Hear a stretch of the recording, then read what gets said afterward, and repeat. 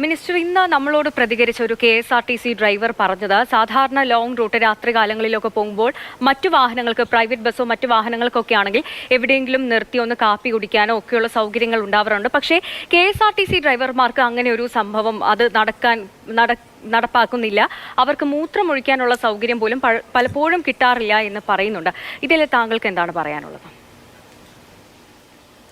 അതൊക്കെ അദ്ദേഹം നെഗറ്റീവായിട്ട് പറയുന്നതാണ്. എവിടെ വേണമെങ്കിലും ഒരു KSRTC ബസ് ചായ കുടിക്കാനോ മൂത്രം ഒഴിക്കാനോ നിർത്തിയെന്ന് പറഞ്ഞ് കേരളത്തിൽ ഏതെങ്കിലും ഒരു ഉദ്യോഗസ്ഥനെ സസ്പെൻഡ് ചെയ്തിട്ടുണ്ടോ നിങ്ങളൊന്ന് അന്വേഷിക്കും, ഒരു നടപടി എടുത്തിട്ടുണ്ടോ എന്ന് അന്വേഷിക്കും. വെറുതെ പറയുന്നില്ലേ, അവർക്ക് നിർത്താം. ഇപ്പം ഞാൻ പറഞ്ഞല്ലോ, നല്ല നല്ല ഹോട്ടൽസിലേക്ക് രാത്രിയും പകലും രാത്രി 12 മണി വരെ വേ സൈഡുള്ള ഹോട്ടലുകൾ നമ്മൾ അക്രഡിറ്റ് ചെയ്ത് കൊടുത്തിട്ടുണ്ട്. അവിടെ എവിടെ വേണമെങ്കിലും ഡ്രൈവർക്ക് നിർത്താം. അദ്ദേഹം ചായ കുടിക്കാൻ നിർത്തിയെന്ന് പറഞ്ഞ് അദ്ദേഹത്തെ പിരിച്ചുവിടും. അതൊക്കെ ഈ നമ്മളിങ്ങനെ ഒരു വാർത്ത വരുന്ന സമയത്ത് താനിരിക്കുന്ന കൊമ്പ് മുറിക്കാൻ ശ്രമിക്കുന്ന ചില ആൾക്കാരുണ്ട്. ഒരു KSRTC ഉദ്യോഗസ്ഥനെയെങ്കിലും ഇത്തരം ഒരു ചായ കുടിക്കാനോ അദ്ദേഹത്തിൻ്റെ പ്രാഥമിക കൃത്യങ്ങൾ നിർവഹിക്കാനോ നിർത്തിയതിൻ്റെ പേര് നടപടി എടുത്തിട്ടുണ്ടെങ്കിൽ നേരെ എൻ്റെ അടുത്ത് വരൂ, ഞാൻ പരിഹരിക്കാം. ഇതൊക്കെ വെറുതെ പറയുന്നതാണ്. എവിടെ വേണം, ഞാൻ യാത്രക്കാർ പോലും പോകുമ്പോൾ ഇത്തരം യൂറിനേറ്റ് ചെയ്യാനും മറ്റു കാര്യങ്ങളും പ്രാഥമിക ആവശ്യങ്ങൾക്ക് അത്യാവശ്യം ഉടൻ നിർത്തി കൊടുക്കണമെന്നാണ് നിർദ്ദേശം. നിർത്താതിരുന്നാൽ നടപടിയാണ്. അവർ നിർത്തണം, ചായ കുടിക്കണം. അതിന് നമ്മൾ പകൽ പോലും ഒരാൾ പറയണം, എനിക്കൊരു ലേഡി അല്ലെങ്കിൽ ഒരു പുരുഷനെ യാത്ര ചെയ്യുന്നത്, എനിക്കൊന്ന് ടോയ്ലറ്റിൽ പോകണം, ഒന്ന് നിർത്തുമെന്ന് പറഞ്ഞാൽ നിയറസ്റ്റ് ആയിട്ടുള്ള നമ്മൾ അക്രഡിറ്റ് ചെയ്ത് ഏത് ഹോട്ടലിലും നിർത്തി കൊടുക്കാം. അവിടുന്ന് ആരും ആഹാരം കഴിക്കണം നിർബന്ധമൊന്നുമില്ല, അവിടുത്തെ ടോയ്ലറ്റ് ഉപയോഗിക്കാം. അങ്ങനെയാണ് നമ്മളും ഈ ഹോട്ടൽസും തമ്മിലുള്ള എഗ്രിമെൻറ്റ്. അവിടുന്ന് ആഹാരമൊന്നും കഴിക്കണമെന്നില്ല, എവിടെ വേണമെന്നില്ല. അത് ആ ഓടിക്കുന്ന ഡ്രൈവറുടെയും കണ്ടക്ടറുടെയൊക്കെ ഒരു മാന്യമായ മനസാന്നിധ്യമാണ്. ഒരാൾ വാഹനത്തിൽ യാത്ര ചെയ്യുന്നു, പെട്ടെന്ന് ഒരു വയറ്റിനൊരു വേദന ഉണ്ടായി, ബാത്റൂമിൽ പോകണമെന്ന് പറഞ്ഞാൽ നിർത്തി കൊടുക്കാതിരിക്കുന്നത് ദുഷ്ടനായ ഒരാളെ കൊണ്ട് മാത്രമേ പറ്റുള്ളൂ. അതിന് KSRTC മാനേജ്മെൻറ്റിൻ്റെ പങ്കില്ല. ഒരു ഡ്രൈവറോടും നിർത്തരുന്നോ ചായ കുടിക്കരുതെന്ന് പറഞ്ഞിട്ടില്ല. ആവശ്യത്തിന് റെസ്റ്റ് അനുവദിച്ചിട്ടുണ്ട്. ഇപ്പോൾ എല്ലാ സ്ഥലങ്ങളിലും എയർ കണ്ടീഷൻ, പാലക്കാട് ഇന്നലെ ഉദ്ഘാടനം ചെയ്ത് എയർ കണ്ടീഷൻ റൂമിലാണ് ഇവർ കിടന്നുറങ്ങുന്നത് രാത്രി. ഇവിടെ കരുനാഗപ്പള്ളിയിൽ ഞാൻ തന്നെയാണ് ഉണ്ടാക്കി കൊടുത്തത്. എൻ്റെ സ്വന്തം പണത്തിന് ഞാൻ ഉണ്ടാക്കി കൊടുത്തതാണ്. ഞാൻ പൈസ കയ്യിൽ നിന്ന് എടുത്തിട്ട് അവർക്ക് വിശ്രമ മുറിയിൽ എയർ കണ്ടീഷൻ ചെയ്ത് കൊടുത്തു. മാതൃകാപരമായി തുടക്കമെന്ന നിലയിൽ തിരുവനന്തപുരത്ത് 68 ലക്ഷം രൂപ ചിലവാക്കി ഇന്ത്യൻ ഓയിൽ കോർപ്പറേഷൻ പാപ്പനംകോടിൽ ജീവനക്കാർക്ക് വിശ്രമിക്കാൻ, ഡ്രൈവർമാർക്കും കണ്ടക്ടർമാർക്കും സുഖമായി കിടന്നുറങ്ങി എഴുന്നേക്കാൻ എയർ കണ്ടീഷൻ മുറി കൊടുക്കുകയാണ്. കാരണം നന്നായി ഉറങ്ങണം. ഏതൊരു യാത്രക്കാരനും, ബസ് ഡ്രൈവർ മാത്രമല്ല, ബസ് ലോറി ഡ്രൈവറാണെങ്കിലും നന്നായി ഉറങ്ങണം. ഉറങ്ങി എഴുന്നേറ്റ് വേണം വണ്ടി ഓടിക്കാൻ. രാത്രി ഉറക്കം വന്നാൽ വണ്ടി ഒതുക്കിയിട്ട് സുഖമായി ഉറങ്ങിയതിന് ശേഷം പതുക്കെ പോയാൽ മതി. റോഡിൽ നിന്ന് ഒതുക്കിയിട്ടിട്ട് ഉറങ്ങണം. അല്ല റോഡിൻ്റെ സൈഡിൽ നടുക്കയറ്റിയിട്ട് കിടന്ന് ഉറങ്ങരുത്. അപ്പോൾ വേറെ വണ്ടികളൊന്നും അതിനകത്ത് ഇടിച്ച് കയറും, അടുത്ത അപകടം. റോഡിൽ നിന്ന് ഒതുക്കിയിട്ടതിന് ശേഷം ഉറങ്ങുക. അതുപോലെ ഈ ലോഡ് കൊണ്ടുപോകുന്ന ലോറികളുടെ എല്ലാം സ്പീഡ് ഗവർണർ സ്ഥാപിച്ചു കൊള്ളുക. ഇപ്പോൾ സ്പീഡ് ഗവർണർ ഇളക്കി കഴിഞ്ഞാൽ വണ്ടി പിടിച്ചിടുകയാണ്. 40 ടൺ കല്ല് പാറയായിട്ട് വരുന്ന വണ്ടിയായാലും പിടിച്ച് സൈഡിലിടും. ടാറിട്ട റോഡിൽ നിന്ന് 10 മീറ്റർ മാറ്റി പാർക്ക് ചെയ്യും. പൂട്ടിയിട്ടതിന് ശേഷം ആ സ്പീഡ് ഗവർണർ മെക്കാനിക്കിനെ കൊണ്ടുവന്ന് പുനഃസ്ഥാപിക്കാതെ ഫൈനും അടച്ചതിന് ശേഷം മാത്രമേ വണ്ടി വിട്ടുകൊടുക്കത്തുള്ളൂ. ഇതൊക്കെ കഴിഞ്ഞ 6 മാസമായി ഞങ്ങൾ വളരെ സ്ട്രിക്റ്റാണ്. ഇത് ലംഘിക്കുന്ന ഉദ്യോഗസ്ഥർക്കെതിരെ നടപടി ഉണ്ടാവും. ഇത് പിടിക്കാൻ പറ്റുള്ളൂ.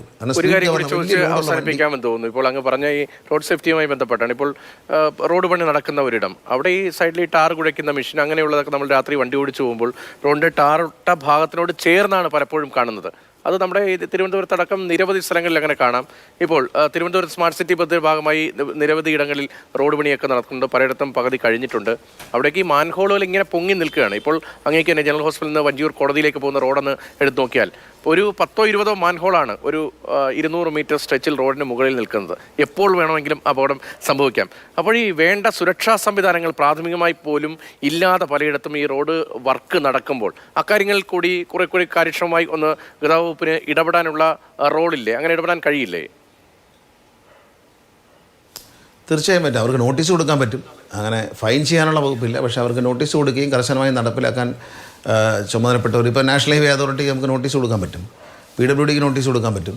അവർ കർശനമായിട്ട് ചെയ്യണമെന്ന് പറഞ്ഞത്. ഇപ്പം പല സ്ഥലത്തും ഇലക്ട്രിക് ലൈനുകൾ താഴ്ന്നു കിടക്കുകയാണ്. ഇപ്പോൾ ഫോർട്ട് കൊച്ചിയിലേക്ക് നമ്മൾ പോകുമ്പോൾ ബസ് ലോറിയുടെ മേളിൽ തട്ടത്തക്ക രീതിയിൽ, ബസ്സിൻ്റെ മേളിൽ തട്ടത്തക്ക രീതിയിൽ 48 സ്ഥലങ്ങളിലാണ് ലൈൻ താഴ്ന്നു കിടക്കുന്നതായിട്ട് ഐഡൻറ്റിഫൈ ചെയ്തിരിക്കുന്നത്. അത് മുഴുവൻ ഉയർത്തിത്തരണം എന്ന് ഇപ്പോൾ motor vehicle department, transport department, electricity ബോർഡിനോട് ആവശ്യപ്പെട്ടിരിക്കുകയാണ്. ലൈൻ ഇങ്ങനെ താഴ്ന്നു കിടക്കുകയാണ്, വളരെ ഡേഞ്ചറസ് ആണ്. അത് ബസ്സിൻ്റെ മുകളിൽ അല്ലെങ്കിൽ ലോറിയുടെ പുറത്തോ ലോഡുമായിട്ട് പോകുന്നവർ ലോറിയുടെ പുറത്തോ തട്ടി പൊട്ടാനും അത് തീപിടിക്കാനും അല്ലെങ്കിൽ അത് തറയിൽ വീണ് മറ്റുള്ളവർക്ക് ഷോക്ക് അടിക്കാനും ഒക്കെ സാധ്യതയുണ്ട്. അതുകൊണ്ട് ഉയർത്തി തരണം എന്ന് ആവശ്യപ്പെട്ടുകൊണ്ട് കത്ത് കൊടുക്കാൻ നിർദ്ദേശിച്ചത്. ഒരു പ്രത്യേക സ്ഥലമാണ്.